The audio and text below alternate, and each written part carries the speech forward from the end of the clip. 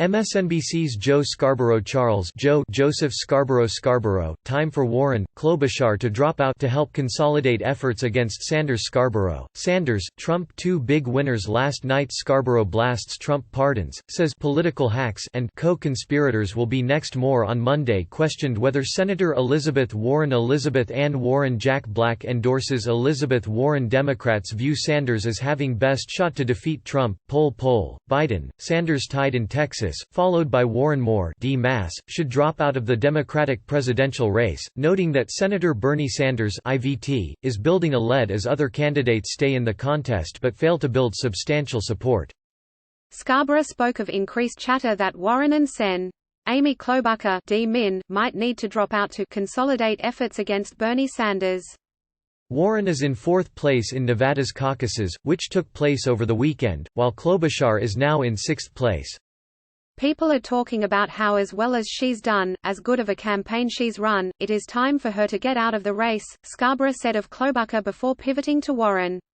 A lot of people starting to talk about Elizabeth Warren, who finished weak again. She finished in fourth place in her neighboring home state where she was supposed to win in New Hampshire last week. This week another disappointing finish. She's maybe in single digits. She's up to 10% now, but she's in single digits in most of these counts, he said. Is it time for Elizabeth Warren? If she keeps finishing in fourth, fifth place, is it time to her to get out of the race to help consolidate efforts against Bernie Sanders? That's what a lot of buzz on Twitter suggesting that's the case, Scarborough concluded. Sanders easily won the Nevada caucuses over the weekend, receiving 47.2% of the vote with 87% of precincts reporting. Former Vice President Joe Biden faces do-or-die primary in South Carolina. Democrats view Sanders as having best shot to defeat Trump. Poll Karl Rove, long way to go for Sanders to capture nomination. The field is splintered. Moore followed with 21%, and former South Bend, Indiana, Mayor Pete Buttigieg had 13.7%.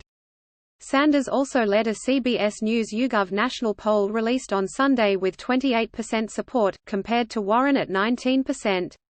Biden is at 17% in the same poll, followed by former New York City Mayor Michael Bloomberg and Buttigieg, who come in with 13% and 10% support, respectively.